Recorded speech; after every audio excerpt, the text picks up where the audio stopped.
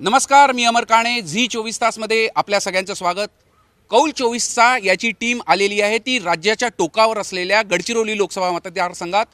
खरं तर गडचिरोली लोकसभा मतदारसंघ अतिशय विस्तीर्ण असा पसरलेला आहे. गडचिरोली, चंद्रपूर आणि इकडे गोंदिया, म्हणजे एका टोकापासून दुसऱ्या टोकावर जायचं असेल तर 500 किलोमीटरपेक्षा जास्तीचं अंतर या लोकसभा मतदारसंघात कापावं लागतं. खरं तर निसर्गाने भरभरून दिला या लोकसभा मतदारसंघात. दुथडी भरून वाहणाऱ्या नद्या, विपुल अशी खनिज संपत्ती आणि जंगल संपत्ती सर्व काही आहे. पण त्याचबरोबर माओवादाची समस्या आणि अनेक समस्या इथे आहे. शिक्षणाची समस्या असो किंवा आदिवासींचे प्रश्न असो, या सगळ्या मुद्द्यांवर आज आपण चर्चा करणार आहोत. विविध पक्षांचे लोकप्रतिनिधी आपल्यासोबत आलेले आहे. इथले पदाधिकारी विविध पक्षांचे आपल्यासोबत आलेले आहे. या लोकसभा मतदारसंघातली लढत जी आहे ती भाजप विरुद्ध काँग्रेस आणि सर्वात महत्त्वाची भूमिका वंचितची सुद्धा यापूर्वी इतिहासात दिसून आलेली आहे. सध्या इथे जे आहे अशोक नेते विरुद्ध नामदेव किरसान यांच्यातलं प्रमुख लढत होते आहे. भाजप आणि काँग्रेसचे प्रतिनिधी आहे आणि त्यांचे सहकारी पक्षांचे सुद्धा प्रतिनिधी इथे आलेले आहे. खरं तर 2 वेळा भाजपाचे खासदार इथे निवडून आले. तिसऱ्यांदा हॅट्रिक साधण्यासाठी त्यांचा प्रयत्न आहे. पण यावेळेला कोणत्या मुद्द्यांवर ते लोकांपर्यंत जाणार आहे, आपल्यासोबत भाजपाचे प्रतिनिधी आहेत. त्यांच्यापासूनच थेट सुरुवात करूया. दादा, 2 वेळा आला, यावेळेला हॅट्रिकची संधी आहे. नेते साहेब, कोणत्या मुद्द्यांवर पूर्ण लोकांपर्यंत जाणार आहे? मी प्रमोद पिपरे, लोकसभा समन्वयक, गडचिरोली, भारतीय जनता पार्टी. आपल्याला माहीत आहे की 10 वर्ष मोदी साहेब देशामध्ये राज्य करत आहेत आणि त्यांच्या नेतृत्वामध्ये पूर्ण आपल्या देशाचा पूर्ण विकास झालेला आहे. आणि आमचे उमेदवार माननीय खासदार अशोक नेते हे 2दा खासदार, 2दा आमदार, तिसऱ्यांदा पुन्हा खासदारासाठी उभे आहेत. त्यांच्या काळामध्ये गडचिरोलीचं सुजलाम झालेलं आहे.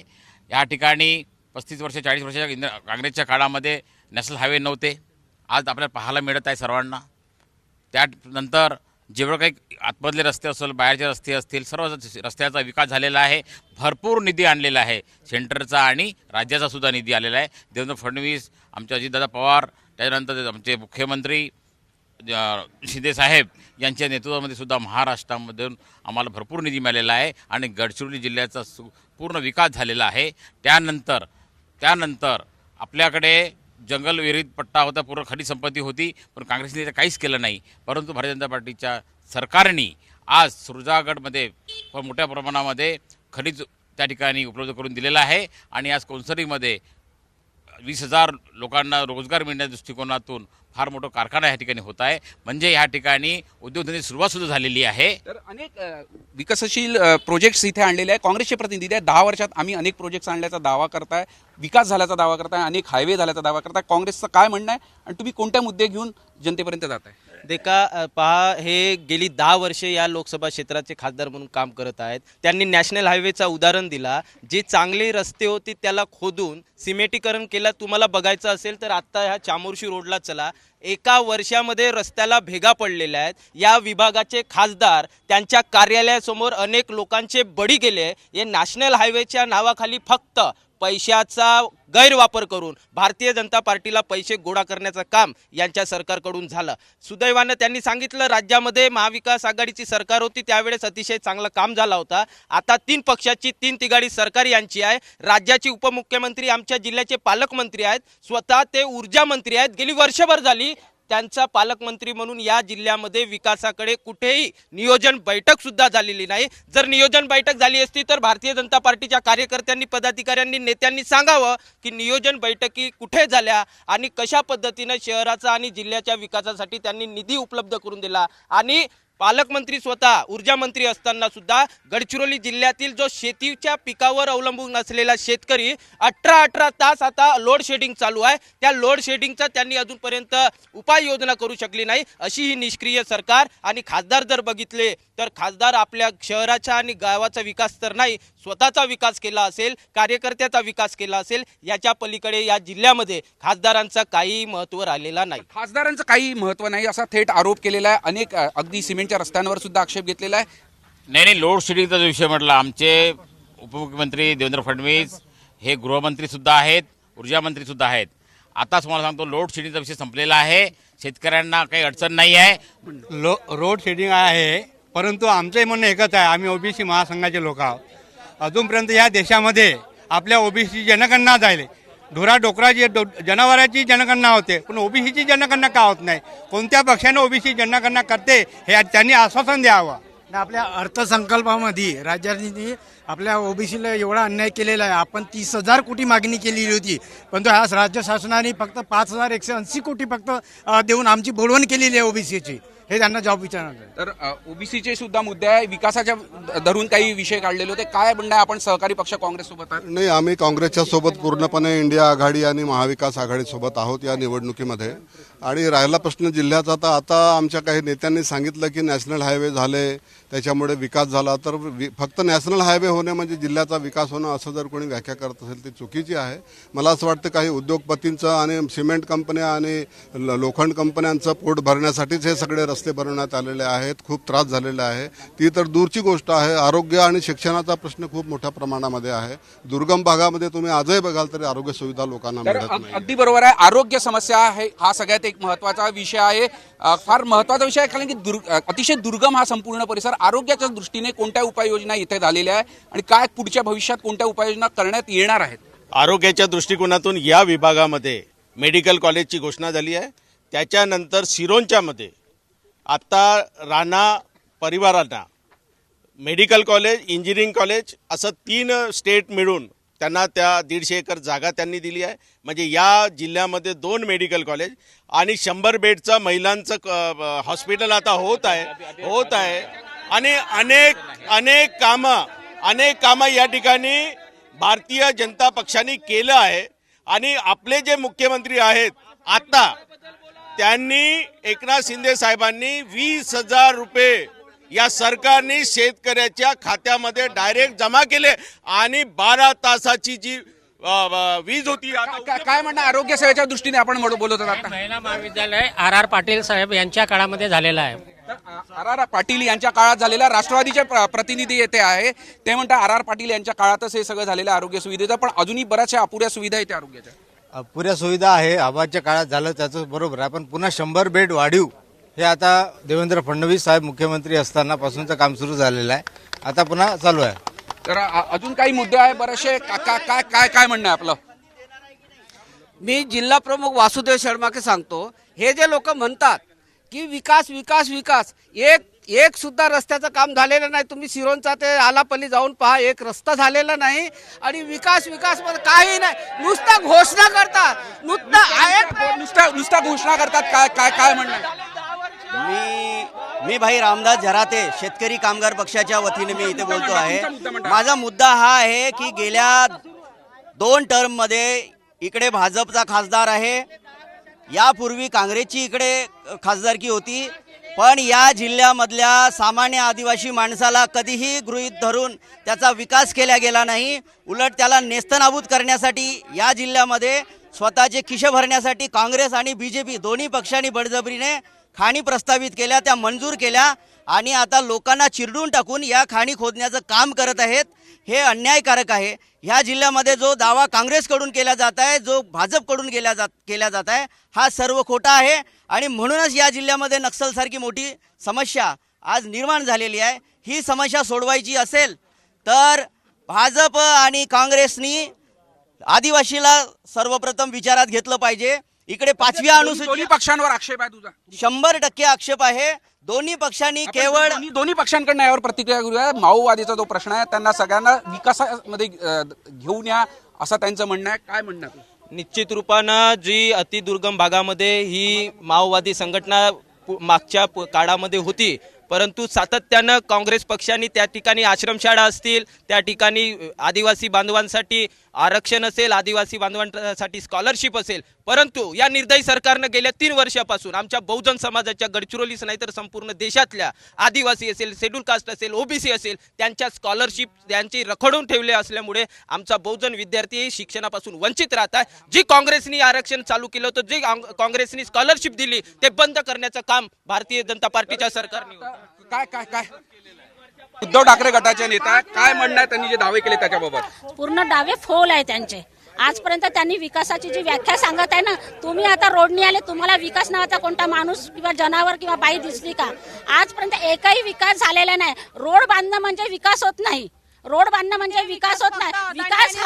विकास हा वरून शेवटच्या शिक्षण आणि बेरोजगारी तर विकास होणार. वंचितचे सुद्धा प्रतिनिधी आहे, आम्ही तुमच्याकडून आमचं काय म्हणणं आहे की गेल्या स्वातंत्र्याच्या 75 वर्षामध्ये या जिल्ह्यामध्ये काँग्रेसची सत्ता होती, राष्ट्रवादीची होती, बीजेपीची होती, सेनेची होती. पण 75 वर्षामध्ये या जिल्ह्यातील मानवाच्या ज्या काही मूलभूत गरजा आहेत त्या अजूनपर्यंत सोडवल्या गेलेल्या नाहीत. शिक्षणासारख्या समस्या मोठ्या प्रमाणात या जिल्ह्यामध्ये आहेत. याचबरोबर आरोग्याची मोठी समस्या या जिल्ह्यामध्ये आहे. आरोग्य आणि शिक्षण या विषयावर विशेष करून बरं. खरं तर या सगळ्या विषयांवर पण सर्वसामान्य नागरिक आहे, तरुण आहे, आपल्यासोबत सर्वसामान्य मतदार जे आहेत, तरुण वर्गातले मतदार आहेत, त्यांच्याकडून सुद्धा समस्या जाणून घेऊया. काय काय काय म्हणणं आहे तुझं? काय युवकांचा सर्वात मोठा रोजगाराचा एक प्रश्न आहे. आपण पाहत आहात का, गडचिरोली सारखा मागास एरिया आहे, या ठिकाणी बरेचसे परीक्षाचे केंद्र नाही. त्या सर्वसाधारण गरीब कुटुंबातून येणारे जे विद्यार्थी आहे त्यांना हजार रुपये देऊन परीक्षा शुल्क भरावी लागते आणि त्यातल्या त्यात जिल्ह्यात सेंटर नसल्यामुळे नागपूर सारख्या ठिकाणी जावं लागते. म्हणजे एका परीक्षेवर जवळपास 2 ते 2.5 हजार रुपये खर्च येते. तर सर्वसामान्य कुटुंबातील विद्यार्थ्यांनी अशा पद्धतीने परीक्षा द्यायच्या कसं, यावर आमचे आमदार असतील, आमचे खासदार असतील, कधी कोणत्या प्रकारची भूमिका त्यांना दिसलेले नाही. ओबीसीचा सर्वात मोठा प्रश्न आहे. ओबीसीच्या नावावर नेहमी भाजपवाल्यांनी राजकारण केलं आहे. ओबीसीच्या आम्ही ओबीसी प्रवर्गातून दिशाभूल केली आहे. मात्र आमच्या खासदारांनी ओबीसी संदर्भात संसदेत किती प्रश्न विचारले आजपर्यंत. पण गडचिरोली म्हटलं की मोठी वनसंपदा सुद्धा या संपूर्ण परिसरामध्ये असते आणि या वन आधारित उद्योग किती आले, त्या दृष्टीने कोणते विकासाचे मुद्दे झाले. वन आधारित संपूर्ण प्रदेश 50% जास्त वनाचा प्रदेश आहे, दुथडी भरून वाहणाऱ्या नद्या आहे. पर्यटनाला मोठी चालना मिळू शकते, पण त्या दृष्टीने काही प्रयत्न झालेले दिसतात का? आणि तुम्ही काही प्रयत्न 2009 मध्ये आर पाटील आबा पालकमंत्री असताना चिचडो सारखे प्रकल्प या ठिकाणी मंजूर झाले, पण ते प्रकल्पाला गती देण्याचं काम यांच्याकडून झालेलं नाही. परंतु या ठिकाणी आम्हाला सांगायचं, या भारतीय जनता पार्टीच्या कार्यकर्त्यांना, जर या लोकसभा क्षेत्राचे खासदार जर विकास केले होते तर त्यांची उमेदवारी बदलवण्यासाठी तीन नवरदेव यांना बघावं लागले आणि शेवटच्या टप्प्यात उमेदवारी घोषित केली. यांनी जर यांच्या खासदारांनी विकास केला तर यांना उमेदवारी बदलवण्याची वेळ का आली? उमेदवारी बदलवण्याची साहेब, यांचे उमेदवार उसेंडी आणि कोडवते हे सुद्धा आमच्याकडे आले आहे, भाजपकडे आले आहे. या सगळ्या विषयावर आहे. अशी परिस्थिती काय येते की काँग्रेस आपल्या नेत्यांना का सांभाळू शकत नाहीये? वेळेवर उसेंडी असो किंवा इतर नेते वेळेवर येऊन भाजपात का सांभाळू? सर, मी आदिवासी बोलत आहो. आमचे मुलं शिकत आहेत, इथं सर्व नेते मंडळी आहेत. आमच्या मुलांकडे कोणाचे लक्ष नाही आहेत. जेवढे नेते मंडळी आहेत आम्हाला माहित आहे, आम्ही दर्या खोऱ्यात राहतो. आमच्या मुलांच्या नावाखाली आश्रमशाळेमध्ये EMR चालू केले. त्यावेळेस आमच्या मुलांना लाहेरी, भामरागड, आज येथून 200 किलोमीटर आहे. आम्ही लहान माणसं कुठे जाणार? आणि आमच्या मुलांना इथं, आणि ते जातात खडासाठी. त्यांचे खडा बंद केले त्या मोदी सरकारनं. आज आमच्या मुले राज्यस्तरीय सर्व मोठ्या पक्षांच्या आपण प्रश्न समजलेले आहे, पण काही अपक्ष लोक सुद्धा आहेत, काही अपक्ष उमेदवार वेगळे मुद्दे घेऊन आपण रणांगणात उतरलेले आहे. मोठे पक्ष आहे, पण तुमचे प्रश्न कोणत्या मुद्द्यांवर तुम्ही लढत आहे? नक्की सर, मी विनोद माडवे आहे, या ठिकाणी गडचिरोलीचा स्थायी उमेदवार आहे. ज्या पद्धतीने काँग्रेसवाल्यांनी या ठिकाणी गडचिरोलीमध्ये सत्ता केली ते लोकांना पसंत नव्हते, त्याच्यामुळे 14 मध्ये बीजेपीनं सत्ता आली. त्याच्यामुळेच या दोन्ही पक्षांनी अतिदुर्गम भागामध्ये अद्यापही पोहोचलेले नाहीत. रस्त्यांची परिस्थिती असेल, शिक्षणाची परिस्थिती, आजही आमचा आदिवासी माणूस हा 3 महिने गावाच्या बाहेर निघत नाही. ही या स्वतंत्र भारतातली सर्वात वाईट गोष्ट आहे. त्याच्यामुळेच आमच्यासारख्या तरुणांना अपक्ष उमेदवारी राहावं लागते. तर अपक्ष म्हणून हे उतरलेले आहे रणांगणात, आणि सगळ्यात महत्त्वाचं म्हणजे सर्वसामान्य मतदारांचे प्रश्न मांडण्याचा प्रश्न करतायत. काय म्हणणं आहे तुझं? त्यांनी जे मुद्दे मांडले, काँग्रेस भाजपा दोघांवरही त्यांनी अविश्वास दाखवलेला आहे. स्वर्गीय आर आबा पाटील ज्यावेळे गडचिरोली जिल्ह्याचे पालकमंत्री होते त्यावेळे इथं वुमन हॉस्पिटल झाला, त्यानंतर इथे स्मृती उद्यान झाले, त्यानंतर इथे सिरोंचा आणि आंध्रा जे जोडणारी बॉर्डर आहे ती बॉर्डर जोडला गेली. चिचडो प्रकल्प झाला, इथे स्मशानभूमी झाली, इथे एसटी डेपोचा एक स्वतंत्र, त्याला आपल्याला चंद्रपूरला जायला लागत होता, तो एसटी डेपोचं कार्यालय इथे आणले. म्हणजे तुमचा दावा आहे की फक्त आर आबा पाटील यांच्या कार्यकाळात सगळा विकास झालेला आहे. काही शेकापचे लोक सुद्धा आहे. एक महत्वाचा विषय म्हणजे मेडीगट्टा प्रकल्प, त्याचा मोठा फटका, त्या विरोधात बरेच आंदोलन सुद्धा आले. मी त्यावरच बोलतो आहे की या जिल्ह्यामध्ये शेतकऱ्यांची दयनीय अवस्था आहे. ना मेडीगट्ट्याच्या शेतकऱ्यांना फायदा झाला काँग्रेसनी केलेल्या किंवा भाजपनी आता केलेल्या. क्रेडिट ज्या सांगतायत हे दोन्ही लोक, कोणत्याही प्रकल्पाचा शेतकऱ्यांना काही एक फायदा नाही आहे. एक साधी लिफ्ट इरिगेशन सुद्धा एकरभर जागेसाठी सुद्धा या जिल्ह्यात पाणी देऊ शकलेली नाही. हे या दोन्ही सरकारांचं नामुष्की आहे आणि म्हणून मग आता तिसरा पर्याय आम्ही शोधतो आहोत. तर आपल्यासोबत तिसरा पर्याय म्हटलं की वंचितच्या स्वाभाविकपणे तर वंचितकडे येतोय. गेल्या वेळेला वंचितचा उमेदवार जो होता त्याचं निर्णायक मतं ठरले होते. काँग्रेसचा उमेदवार हारण्यामध्ये यावेळेला सुद्धा वंचितचा होता. कोणते मुद्दे घेऊन उतरलाय आणि तुमच्यावर सातत्याने जो आरोप होतो की कुठेतरी महाविकास आघाडीचे वोट तुमच्यामुळे जातात? विकास आघाडीचे वोट आमच्यामुळे जात नाहीत. आम्ही स्वतः या ठिकाणी स्वतंत्र राजकारण करू पाहत आहोत. परंतु इथली काँग्रेस आणि बीजेपी असेल या दोघांची उलटून पालटून या जिल्ह्यामध्ये सत्ता होती, पण अजूनपर्यंत विकास साधता आला नाही. दुसरी महत्त्वाची गोष्ट अशी आहे की शिक्षणाचा प्रश्न या सत्ताधारी लोकांना आजपर्यंत 75 वर्षात कधी मिटवता आलेला नाही. बेरोजगारी किती वाढलेली आहे हे अगोदर विचारा त्यांचा. आणि परीक्षा किती होत आहेत थांबाजी मी सांगतो. परीक्षा किती होत एक परीक्षा 3 वेळा होत आहे आणि त्याचा निकाल सुद्धा लागत नाही. तिसरी गोष्ट आणि सुरजागडचं प्रकरण आहे. त्यांनी बेरोजगार किती आहे त्यांना म्हणजे किती रोजगार मिळाला हे सांगू द्या. काय शिवसेना उद्धव ठाकरे गटाचं काय? केंद्रामध्ये 10 यांची सत्ता, 10 वर्षाचा खासदार, 10 वर्षापासून खासदारकी करताय. साधा रेल्वेचा प्रश्न सुटू शकत नाही नुसता कागदावर सर, आज पण परिस्थिती एवढी गंभीर आहे की आरोग्याच्या प्रश्नावर आज खाटेवर रुग्णाला नेलं जाते. कुठे रोड झालाय, कुठेच रस्त्याचा कुठेच विकास नाही आहे. आज पण महिलांना जर गरोदरचा प्रश्न आला तर महिलांना खाटेवर आणावं लागते दवाखान्यामध्ये. ही या जिल्ह्याची शोकांतिक आहे. एक प्रश्न सातत्याने विचारण्यात येतो. उद्धव ठाकरे मुख्यमंत्री असताना इथे कोणते प्रोजेक्ट आले, ते किती वेळा इथे आले? उद्धव ठाकरेच्या काळामध्ये शेतकऱ्यांना कर्जमाफी मिळाली. सांगा तुम्ही यांच्या काळामध्ये कोणती कर्जमाफी झाली? हा महत्वाचा मुद्दा आहे. उद्धव ठाकरेच्या काळामध्ये कोरोना काळामध्ये सगळ्या सुविधा उपलब्ध झाल्या. 7-12 करोड झाला लोकांचा उद्धव ठाकरे साहेबांच्या काळामध्ये झालेला आहे. यांना विचारा आपल्या काळामध्ये काय केलं. उद्धव ठाकरेंच्या काळात कार्य झालं. आपण तुमच्याकडे येतो. आम्ही आमच्या सरकारनं आज कास्तकारांना हर हेक्टरी 20,000 रुपये देऊन राहिला.